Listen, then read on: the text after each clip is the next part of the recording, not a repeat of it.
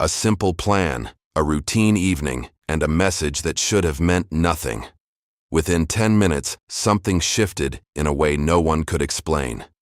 This is one of North Carolina's most unsettling cold cases, still unresolved decades later. What could make an 18-year-old vanish almost in front of a friend? Before we go deeper, remember to like, share, and subscribe to Criminal Mindcast. The story begins in Asheville, a quiet town resting between mountains and long stretches of wooded roads. It is the kind of place where routines feel permanent and danger feels distant. People recognize familiar faces at gas stations and grocery stores. Nights are uneventful, often filled with slow drives and casual conversations. Nothing about Asheville suggests the kind of disappearance that leaves no clear trace behind. In communities like this, predictability becomes a form of comfort. Teenagers grow up with a sense of safety that allows them to move freely without fear. Parents trust the roads, the neighborhoods, and the people within them. It creates an illusion that nothing truly irreversible can happen here. But that illusion, once broken, reveals something much darker beneath the surface. Because quiet towns do not prevent secrets, they often contain them more effectively. Beneath routine interactions, beneath polite greetings, there can exist tensions, unspoken desires, and private conflicts. These elements rarely reveal themselves openly. Instead, they wait for a moment, a trigger, a decision that seems small but alters everything that follows. Zebb Quinn was, by all outward appearances, a typical 18-year-old. He had recently graduated from high school and worked at Walmart, saving money and thinking about his next steps. His life was not complicated. It followed a structure that felt stable, predictable, and grounded in everyday responsibilities. Friends described him as easygoing and dependable. He was the kind of person who blended into social settings without drawing attention, yet remained well-liked. There were no known conflicts, no dangerous habits, no signs of a life spiraling out of control. His personality did not suggest someone who would disappear voluntarily or engage in reckless behavior. At that age, life often revolves around small milestones. Zebb was planning to buy a new car, a symbol of independence and progress. It was not just a purchase. It represented movement, forward, a step into adulthood. These kinds of plans anchor a person to the future, making sudden disappearance psychologically inconsistent with their trajectory. His family saw him as responsible and grounded. He maintained contact, followed routines, and did not create unnecessary worry. There were no patterns of withdrawal, no signs of emotional instability. When someone like Zebb disappears without warning, it creates a psychological contradiction that investigators struggle to resolve. Because disappearance in many cases follows a pattern, people leave traces of distress, conflict, or intention. But Zebb left none of those. His life suggested continuity, not rupture. And when continuity is broken without warning, the cause often lies outside the individual, in forces or influences not immediately visible. One of the most significant figures in this story is Robert Jason Owens. He was more than just a co-worker. He was a friend, someone Zebb spent time with regularly. Their connection appeared normal, built through shared routines and casual interactions. Nothing about their friendship initially raised concern. Yet Owens was not as simple as he appeared. Those who knew him described a personality that could shift unexpectedly. There were moments of friendliness, but also moments of intensity that were harder to define. Some later accounts suggested he could be controlling, even unpredictable in certain situations. Psychologically, individuals with fluctuating emotional control often create environments of subtle tension. Not overtly threatening, but unstable, in ways that others sense without fully understanding. This kind of dynamic does not always lead to conflict, but when it does, it can escalate quickly and without warning. On the night Zebb disappeared, there was also mention of a woman he intended to meet. Her identity, unclear and disputed, adds another layer of ambiguity. The idea of a planned meeting introduces the possibility of hidden relationships or private interactions that were not fully known to those around him. Secret meetings, even harmless ones, carry psychological weight. They suggest a division between public identity and private behavior. When that division exists, it creates opportunities for manipulation, misunderstanding, or deception. The unknown woman becomes less of a person and more of a symbol of what remains hidden. The environment surrounding Zebb reinforced a sense of safety. His family life was stable. There were no significant financial pressures, no visible conflicts that might push him toward drastic decisions. Everything about his circumstances suggested continuity rather than disruption, which makes the sudden break even more unsettling. In tightly connected communities, people often believe they understand each other fully, but familiarity can create blind spots. It can lead to assumptions that prevent deeper questioning. When something goes wrong, those assumptions collapse, revealing how little was truly known beneath the surface. Young adulthood is also a time of transition, where identities are still forming. People experiment with choices, relationships, and independence. These shifts are usually subtle, but they can create moments of vulnerability. A single decision, a single meeting, can intersect with unknown risks in unpredictable ways. What makes this case particularly disturbing is not just the disappearance itself, but the absence of warning. There was no gradual buildup, no visible decline, no obvious turning point. Instead, there was a normal evening that moved forward without hesitation until something unseen interrupted its course.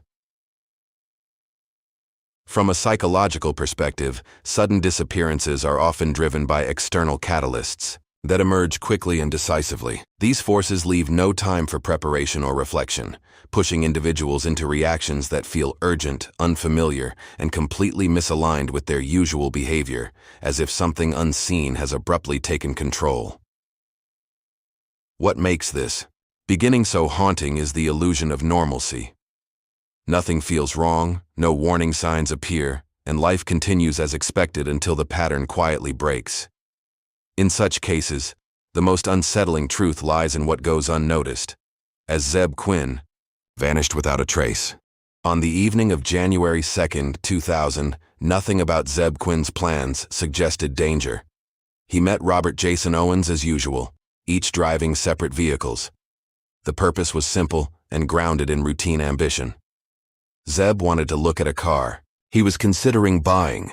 It was a practical step forward, another sign that his life was moving in a stable direction. The two young men began driving through familiar roads near Asheville, surrounded by darkness that felt ordinary rather than threatening. Their destination was not far, and the mood was casual. There was no urgency, no visible tension. At this stage, everything aligned with normal behavior, reinforcing the illusion that this night would end like countless others before it. Then, something interrupted that pattern. Zebb received a message on his pager, a small device that carried more weight than anyone could have anticipated. The content of the message remains uncertain, but its impact was immediate. His demeanor shifted, not dramatically, but enough to register as unusual in hindsight. Psychologically, sudden behavioral changes often signal an internal conflict triggered by external input. A message can activate fear, urgency, or obligation.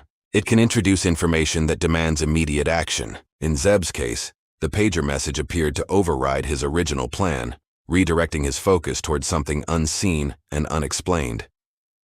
Zebb told Owens he needed to meet someone briefly and would return shortly. The statement was simple, almost dismissive, as if the detour was minor. There was no indication of fear in his words. Yet the decision itself marked a departure from the predictable path he had been following moments earlier. Owens continued waiting, expecting Zebb to return. Quickly, time passed in a way that likely felt insignificant at the moment. 10 minutes, perhaps 15. In ordinary circumstances, such a delay would not raise concern. But within that window, something occurred that altered Zebb's state of mind in a profound way. When Zebb returned, his behavior was no longer aligned with the person Owens had known earlier that evening. Without warning, he drove his vehicle into the rear of Owens's car. The collision was not severe, but it was abrupt and inexplicable. It broke the rhythm of normal interaction and introduced a moment of confusion. Car accidents, even minor ones, usually provoke immediate reactions of concern or apology. But Zebb's response did not follow that pattern. His actions suggested distraction, distress, or preoccupation with something more urgent than the situation in front of him. It was not the collision itself that stood out, but his reaction to it. Owens exited his vehicle to assess the damage and confront the unexpected impact. Zebb, however, did not behave as someone who had just made a mistake. He appeared tense, possibly anxious, and eager to disengage. He insisted that everything was fine, minimizing the incident in a way that felt inconsistent with normal social behavior. Minimization can be a psychological defense mechanism. It allows a person to avoid confrontation or delay addressing a deeper issue. In Zebb's case, it raises a critical question. Was he trying to reassure Owens, or was he trying to end the interaction as quickly as possible to deal with something else? After a brief exchange, Zebb left the scene. There was no extended conversation, no effort to resolve the accident. He simply drove away, exiting the moment as abruptly as he had disrupted it. That decision, seemingly small, marked the last confirmed sighting of him by someone who knew him. The timeline places this sequence of events between approximately 9 m and 9:30 p.m. The location was not isolated, yet it offered enough distance from others to limit immediate witnesses. There were no visible signs of violence, no evidence of struggle. The scene itself remained deceptively ordinary. What remains most striking is the contrast between the calm, familiar environment and Zebb's sudden, erratic behavior, suggesting an internal disruption triggered by unseen external pressure. At the center of this shift lies the unanswered question of the pager message, whose unknown content may have carried urgency, fear, or manipulation, making this single detail one of the most critical and unsettling elements in the entire case. When Zebb failed to return home that night, initial concern was tempered by the expectation of normal delays among young adults. However, as hours stretched into days, his absence could no longer be dismissed. His family, recognizing this behavior as uncharacteristic, began contacting friends and acquaintances. Each unanswered attempt intensified worry, transforming a minor delay into a situation that felt increasingly serious and alarming. Law enforcement was contacted only after several days passed without any communication from Zebb Quinn. While the delay was understandable, it created a critical gap in the timeline. In missing person cases, time shapes clarity. The longer the absence, the more fragile the sequence of events becomes, making it harder for investigators to reconstruct actions and preserve meaningful, time-sensitive details. As concern intensified, friends and family began searching on their own, retracing routes and visiting places Zebb might have gone. These efforts were driven by urgency rather than evidence, guided by instinct more than certainty. In situations like this, action becomes a way to resist helplessness, even when the information available is incomplete and often unreliable or emotionally influenced. Throughout the early stages, Robert Jason Owens remained a central figure in the investigation. As the last confirmed person to see Zebb, his account carried significant weight. Although his statements were mostly consistent, certain details lacked precision. Small inconsistencies, even unintentional ones, can become critical focal points. When investigators attempt to construct an accurate and reliable timeline, the pager message introduced another layer of complexity. Attempts to trace its origin led to conflicting conclusions, suggesting it may not have come from who Zebb believed. If the message was misleading, it raises the possibility of manipulation. Such a scenario implies that Zebb's final decision was influenced by information that may have been intentionally false or strategically crafted. 2 days later, Zebb's vehicle was found in a restaurant parking lot, but instead of answers, it offered only deeper ambiguity. Inside, a puppy remained alive. A lipstick mark shaped like lips was drawn on the window, and a hotel key card was discovered. These elements felt deliberate yet disconnected, forming a silent, unsettling narrative without revealing what truly happened to Zebb. When investigators first examined Zebb Quinn's vehicle, They anticipated clear signs, evidence of struggle, a trace of violence, anything to anchor the case. Instead, the car revealed nothing confirming a crime had occurred. This absence did not remove suspicion. Rather, it expanded the range of possibilities, leaving investigators to consider multiple scenarios without resolution. No blood or disrupted interior suggested a fight, and everything appeared almost deliberately undisturbed. Such a scene creates a psychological tension, feeling too clean, too controlled. Law enforcement focused on Zebb's social circle, interviewing friends and co-workers. These conversations offered fragments of information, yet failed to form a coherent narrative, leaving the story fragmented and defined more by uncertainty than clarity. Robert Jason Owens quickly became central to the investigation. As the last known person to see Zebb, his account carried critical importance. Initially, his statements appeared consistent, but consistency does not always equal completeness. Investigators began to look not only at what he said, but at what might have been omitted. The pager message became a focal point. Tracing its origin proved difficult, leading to conflicting conclusions. Some evidence suggested it may have originated from a location connected to people Zebb knew, while other interpretations pointed elsewhere. This ambiguity introduced the possibility that the message was not what it seemed. In many cases, misleading. Communication serves as a catalyst. A message can be used to lure, distract, or manipulate. If the pager message had been falsified or misinterpreted, it would mean Zebb's final decision was based on inaccurate information. That possibility shifts the case from coincidence to potential orchestration. Despite these concerns, early investigative limitations played a role. Without concrete evidence, certain leads could not be pursued aggressively. Some details were noted, but not fully explored. This is a common challenge in cases where the initial scene lacks clear indicators of a crime. As the investigation progressed, the case began to attract media attention. Local news outlets reported on the disappearance, framing it as unusual and troubling. The idea that someone could vanish without explanation in a quiet town unsettled the community.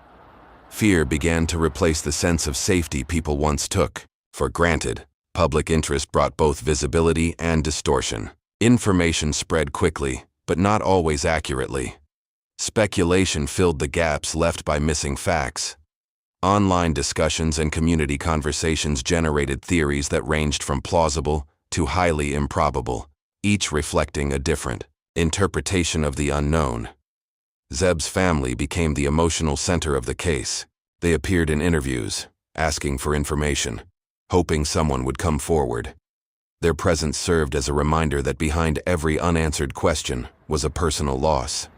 Their persistence kept the case from fading completely into silence. Within this growing attention, suspicion toward Owens intensified. His proximity to the final events made him impossible to ignore. People began to re-examine his behavior, both on the night of the disappearance and in his broader personal history. Patterns that once seemed insignificant started to take on new meaning. Some accounts described Owens as unpredictable, someone capable of shifting between calm and intensity. While this alone does not imply guilt, it contributes to a psychological profile that investigators cannot dismiss. Behavioral inconsistencies often become critical when physical evidence is lacking. Yet, despite the suspicion, there was no direct proof linking Owens to a crime against Zebb. This absence created a tension within the investigation. He remained a person of interest, but not someone who could be charged.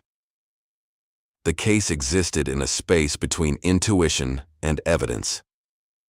The mysterious woman mentioned in connection with Zebb added another layer of complexity. Her identity was unclear, and her role uncertain. If she existed as described, she could represent a hidden aspect of Zebb's life. If not, she could be part of a narrative constructed from incomplete information. Hidden relationships often complicate investigations because they introduce variables that are difficult to verify. They exist outside the visible structure of a person's life. If Zebb had been involved in something undisclosed, it could explain why his actions that night deviated from his usual behavior.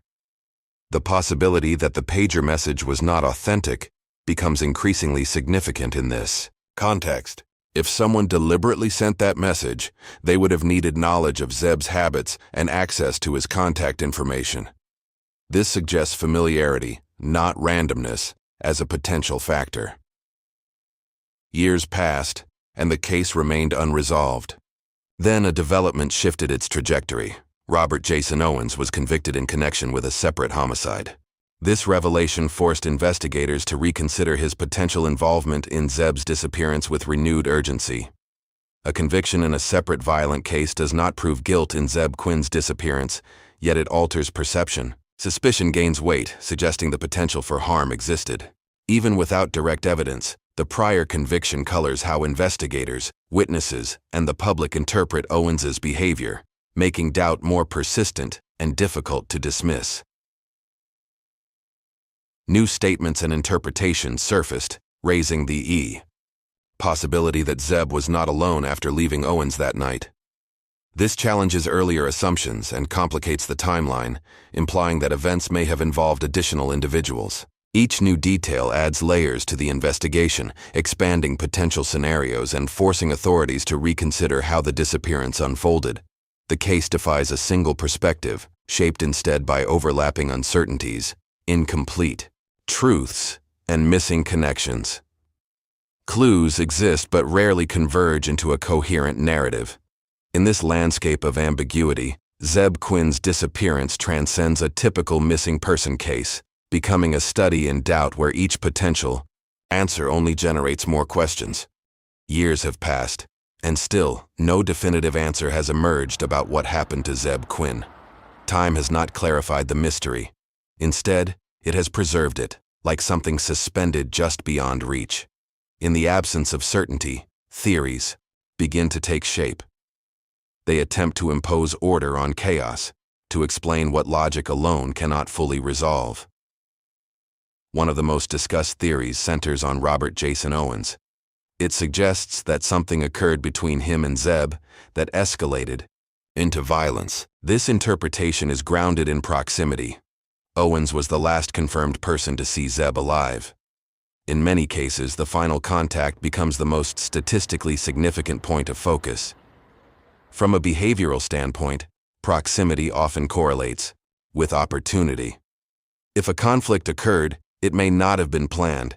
It could have been spontaneous, triggered by emotion, misunderstanding, or stress.